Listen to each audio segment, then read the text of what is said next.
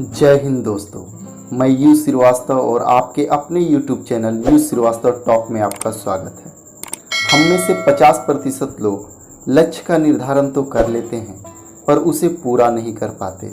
उन 50 लोगों में से केवल 5% लोग ही अपने लक्ष्य को प्राप्त कर पाते हैं। ऐसा इसलिए होता है कि जैसे ही हम अपने लक्ष्य की प्राप्ति की ओर कदम बढ़ाते हैं तभी कोई न कोई समस्या उत्पन्न हो जाती है। अगर आप भी उन 50% लोगों में हैं जो अपना लक्ष्य का निर्धारण तो कर लेते हैं पर उनकी प्राप्ति से पहले ही हार मान लेते हैं, तो इसका समाधान आपको एक कहानी के जरिए समझाने की कोशिश करूंगा, जिसे सुनकर आप भी उन 5% लोगों में शामिल हो सकते हैं जो अपने लक्ष्य को चाहे कैसी भी परिस्थिति हो प्राप्त कर लेते हैं।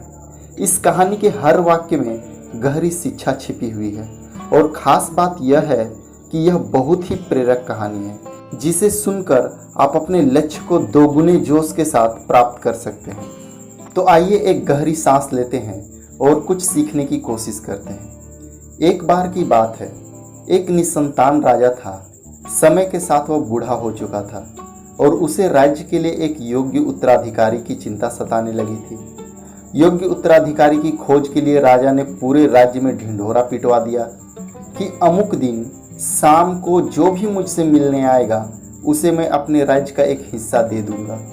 राजा के इस निर्णय से राज्य के प्रधानमंत्री ने नाराजगी जताते हुए राजा से कहा, महाराज, आपसे मिलने तो बहुत से लोग आएंगे और यदि सभी को अपना भाग दे देंगे तो राज्य के टुकड़े टुकड़े हो जाएंगे। ऐसा अव्यावहारिक काम न करें। राजा ने प्रधानमंत्री को आश्वस्त करते हुए कहा, प्रधानमंत्री जी, आप चिंता न करें, देखते रहें क्या होता है। निश्चित दिन जब सबको राजा से मिलना था, राजमहल के बगीचे में राजा ने एक विशाल एवं भव्य मेले का आयोजन किया। मेले में नाच गाने और शराब की महफिल जमी थी। खाने के लिए अनेक स्वादिष्ट पदार्थ भी थे। मेले में कई तरह के खेल भी हो रहे थे, जिसके कारण राजा से मिलने आने वाले कितने ही लोग नाच गाने में अटक गए, कितने ही लोग सुरा सुंदरी के चक्कर में पड़ गए, कितने ही आश्चर्यजनक खेलों में मशगूल हो गए तथा कितने ही खाने पीने घूमने फिरने के आनंद में डूब गए। इस तरह शाम का समय बीतने लगा। पर इन सभी के बीच एक व्यक्ति ऐसा भी था जिसने किसी चीज़ की तरफ देखा भी नहीं, क्योंकि उसके मन में निश्चित लक्ष्य था कि उसे राजा से मिलना ही है। इसलिए वह बगीचा पार करके सीधा राजमहल के दरवाजे पर पहुंच गया। वहां खुली तलवार लेकर 2 चौकीदार खड़े थे। उन्होंने उसे रोका पर वह रुकने वाला कहाँ था।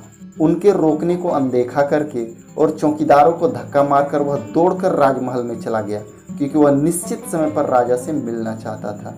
अब जैसे ही वह अंदर पहुंचा, राजा उसे सामने ही मिल गए और राजा ने कहा, मेरे राज्य में कोई व्यक्ति तो ऐसा मिला जो किसी प्रलोभन में फंसे बिना अपने लक्ष्य तक पहुंच सका। मैं तुम्हें आधा नहीं पूरा राजपाट दूंगा, तुम ही मेरे उत्तराधिकारी बनोगे। वह व्यक्ति खुश हुआ, क्योंकि वह जिस लक्ष्य से आया था उसका फल उसे मिल चुका था।